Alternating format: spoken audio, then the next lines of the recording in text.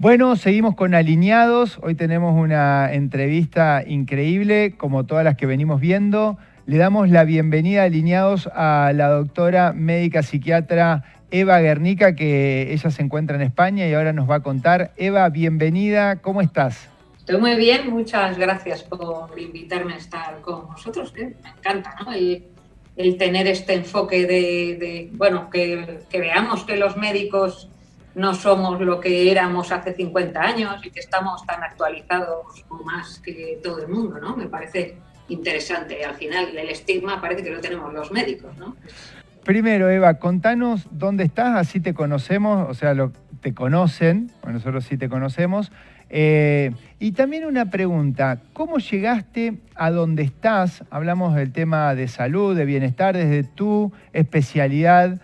¿Cómo llegaste a abrir tu mirada y buscar más la prevención, llegar antes, buscar más el bienestar que el tratamiento? Contanos un poco.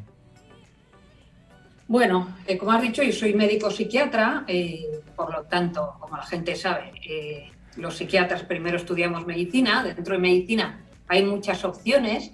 A mí la psiquiatría es la que más me gustaba, pero la verdad es que me gustaba mucho la endocrino, me gustaba la ginecología, me gustaban las médicas un poco en general, ¿no? Entonces, siempre se te queda un poco ahí en el tintero las especialidades que no hiciste y te mantienes un poco leyendo y estando al día, ¿no? Luego, según fui avanzando, una vez que he sido adjunta, la mayor parte de mi trabajo en estos últimos años ha sido en una unidad de agudos, es decir, trato trastorno mental grave y por lo tanto trato a muchas personas con esquizofrenia, trastorno bipolar, etcétera, que sabemos que viven menos años de media, ¿no? 15, 20 años menos de media, que la mayoría de la gente no lo sabe. ¿Y de qué mueren? Pues de riesgo cardiovascular, como todo el mundo, ¿no? Entonces, creo que es como un poco imposible obviar el enfoque del estilo de vida en estas personas, porque con nuestros fármacos últimamente ayudamos más, pero antiguamente entorpecíamos el proceso metabólico, digamos, etcétera, ¿no? Tenemos muchos fármacos que engordan. Entonces, me parecía que se quedaba cojo solamente tratar lo farmacológico y no hacer a la vez pues, una prevención de que les vaya peor a nivel cardiovascular o bueno, una prevención de trastornos mentales que sabemos que empeoran si se alimentan peor y el resto de patologías que también ellos tienen, ¿no? Acompañantes al trastorno mental, no solo el riesgo cardiovascular.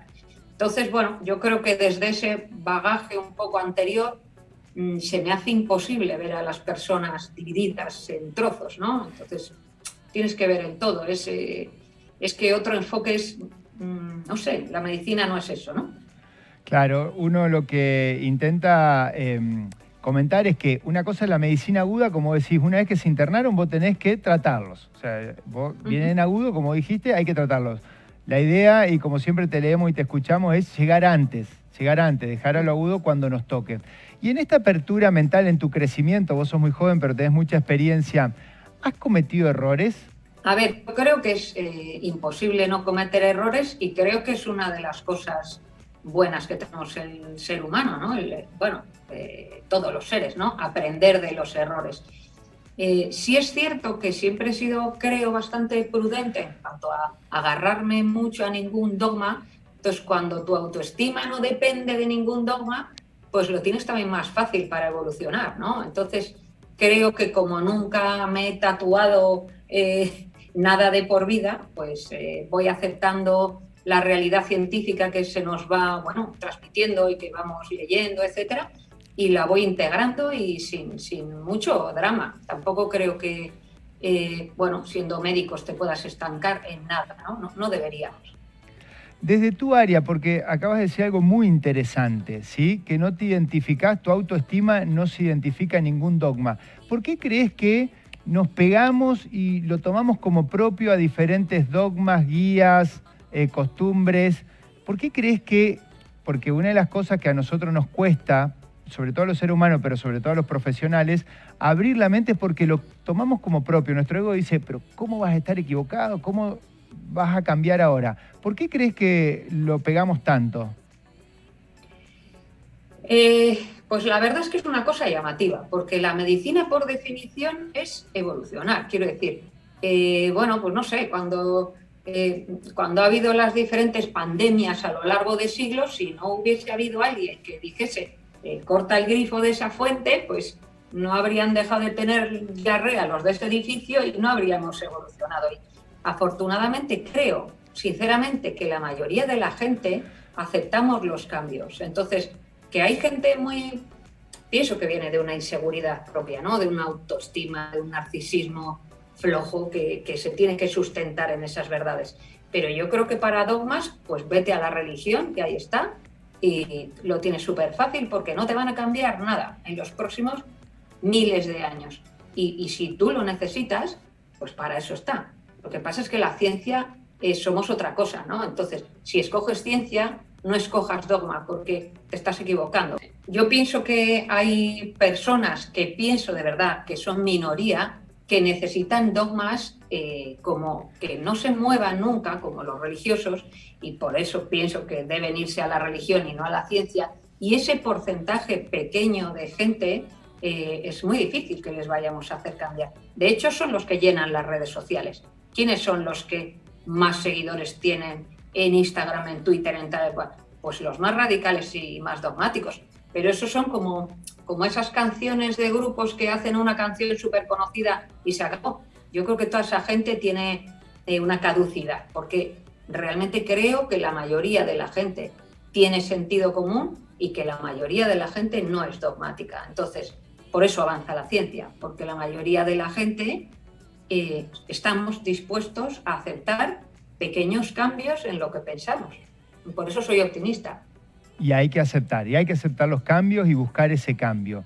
Eva, cuando vos viste que la relación de la psiquiatría iba más allá de solamente tratar lo agudo, ir con lo metabólico, ¿a todo esto vos lo aplicás en tu vida misma, en vos, en los que te rodean, en tu familia? Esto de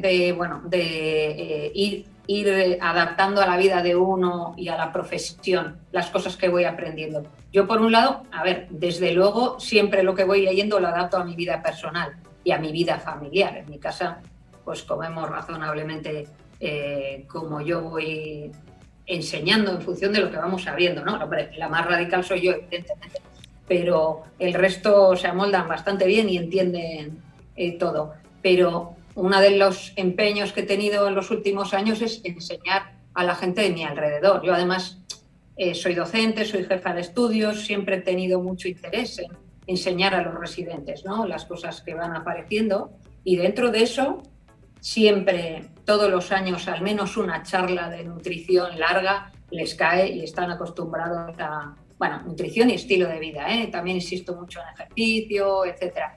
Pero creo que esa es una labor y una manera indirecta de ayudar a los pacientes. Si yo enseño a los profesionales que me rodean las cosas que yo voy aprendiendo, expando todo eso a muchísimos más pacientes indirectamente, quiero pensar. Y por eso también hago estas cosas de divulgación y así, ¿no? Enseñar y contagiar lo que uno aplica y lo que a uno le hace bien. Eva, ¿considerás que la ansiedad, entre tantos trastornos del comportamiento que tenemos, consideras que la ansiedad va en un aumento, está en aumento muy acelerado en estas últimas épocas? ¿Considerás así? ¿Y por qué crees que se está dando de esta manera? Bueno, eso es una pregunta bastante complicada, porque como no hay una solución, pues yo puedo dar mi opinión sobre todo. Sí pienso que en los últimos tiempos hay un estallido de diagnósticos psiquiátricos, eso seguro. Eso por un lado. Quiero decir que ahora todo se diagnostica. Un duelo ya parece que es una cosa como que no puede uno vivir mientras está triste unos meses después de morirse alguien, ¿no? Tenemos que estar produciendo todo el rato, ¿no? Entonces creo que hemos entrado como en esta espiral de todo el rato ser mejores, llegar a más, ganar más dinero, tener el último iPhone, no, el tropecientos siguiente, y es como nos estamos generando unas necesidades que no son naturales, y no sé si todo nos lleva a eso, pero desde luego ese es el perfil neurótico de la calle. Los trastornos mentales graves son los mismos de hace décadas. Yo trato esos trastornos mentales, el porcentaje no ha aumentado. Creo que algunas veces, pues estamos viviendo tan bien, entre comillas, ¿no? Que nos preocupamos de morirnos de hambre en ese sentido, que generamos preocupaciones con el día a día, pues, de forma como artificial, ¿no? Entonces, bueno, no sé cuánto hay de ansiedad realmente y cuánto hay de inflar un poco. Antes la gente se desmayaba, se quedaba paralítica por temas psicógenos, tenía convulsiones. Eso hoy en día casi no lo vemos. Son transformaciones, yo creo, de la patología mental que culturalmente se van llevando de un lado a otro, y ahora vemos fenómenos diferentes y vemos menos aquello, la gente no se queda ciega y cosas de este tipo que hace unas décadas se veían. Pues bueno, creo que son transformaciones culturales del malestar. Sí, nosotros lo que nos pasa acá en nuestro ámbito de trabajo es que vemos gente cada vez más jóvenes, ¿sí? Adolescentes que están esperando el WhatsApp, el like en las redes sociales. Creo que esto de estar bastante interrumpidos por redes, creo que nos vuelve a nosotros y sobre todo a los adolescentes. ¿Cómo ves eso en los chicos, esta ansiedad, esto de, como vos decías, el querer estar, el ver los resultados, el ser productivo, o el que me miren la foto, los seguidores? ¿Cómo lo ves? Pues me parece de verdad tan preocupante o más que los ultraprocesados y compañía. De verdad lo digo. Sé que igual en este contexto es un poco radical eso, porque, a ver, lo de los ultraprocesados está como muy demostrado, pero el tema de las redes sociales es muy preocupante porque nos alejamos totalmente de la realidad, ¿no? En las redes sociales no estamos viendo a la gente real, ni en unas redes ni en otras. Luego me preocupa el uso que tienen los niños, pero niños pequeños, a los que se les planta el móvil según se sientan a la mesa, ¿no? Ver restaurantes y niños de 2 años con un móvil delante. Eso es terrible. ¿Cómo vamos a hablarles de alimentación si les falta la mitad, que es lo social, ¿no? O sea, nosotros comemos en compañía, nosotros venimos de una evolución que nos ha hecho como somos, ¿no? Entonces yo veo a veces grupos de adolescentes, 5 o 6 juntos, y en vez de mirarse entre ellos, están mirando al móvil, por no hablar de los problemas de visión, el sedentarismo que conlleva. Me preocupa muchísimo, pero no sé cómo lo vamos a hacer. Solamente puede ser desde arriba, desde legislación, desde políticos que piensen más allá de 4 años. Así que no lo sé, lo veo complicado, pero me encantaría que nos escuche gente con niños y que vayan retirándoles el móvil mucho más todos los días. Me encantaría. Sí, yo creo que los cambios que todos nosotros estamos promulgando, creo que va desde uno hacia afuera, porque esperar de afuera hacia adentro creo que van a pasar muchos años y nuestros hijos necesitan hoy. Entonces, 2 cosas te voy a pedir, 2 tips, sobre todo para los padres que tenemos que cambiar. ¿Cómo hacer para dejar de estar interrumpidos nosotros y bajar nuestra ansiedad? ¿Y qué nos decís para nuestros hijos? ¿Cómo podemos hacer para que nuestros hijos no estén todo el día con la pantalla? Culpa nuestra, porque es nuestra. Nuestros hijos nos piden una vez que los volvemos adictos. Dejanos esos 2 tips, así mejoramos el 10% en lo que va de esta semana. Mira, hay uno que es demostradísimo y el más importante de todos, de todo esto que estamos hablando. Ser un ejemplo. Con eso está todo hecho. Nos pasamos la vida como padres diciéndoles a los niños que deja la pantalla y tú estás con el móvil mientras cenas. No puede ser. Si tú quieres que tu hijo coma bien, tú tienes que comer bien. Si tú quieres tener un hijo deportista, tiene que ver que tú vas a correr, que tú haces unas dominadas o lo que sea.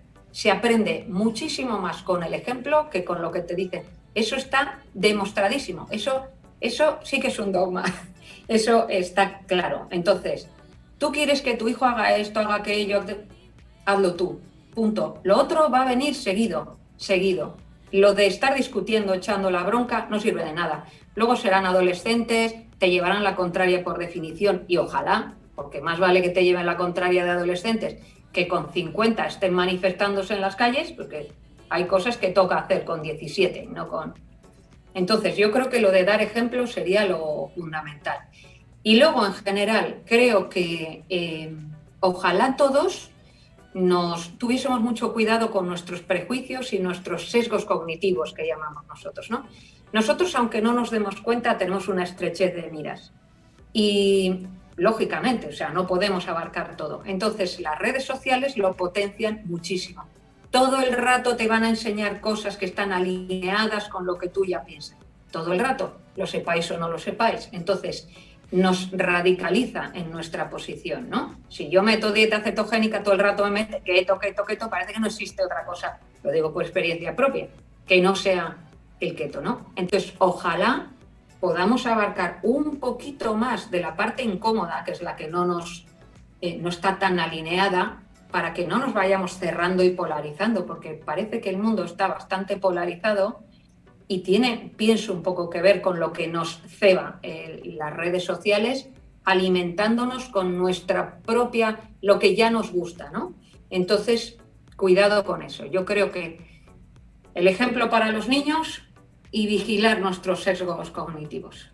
Ya sería mucho pedir Qué eso. bueno, Eva, qué bueno. O sea, por eso hay que alinearse. A ver, vamos en lo que coincidimos, miremos, pongámosle el foco en lo que coincidimos y quitémosle el foco a lo que no coincidimos. Somos seres humanos, o sea, discutimos con nuestros padres, o sea, nos cuesta ponernos de acuerdo con nuestra pareja. ¿Cómo queremos que todo el mundo piense igual que uno? Así que, Eva, muchísimas gracias, a ponerle más el foco en lo que coincidimos y a quitarle, ¿no?, el estrés de la discusión y de las grietas. Eva, muchísimas gracias por ser parte de todo esto. Seguimos aprendiendo con vos y de vos y bueno, esperemos verte pronto.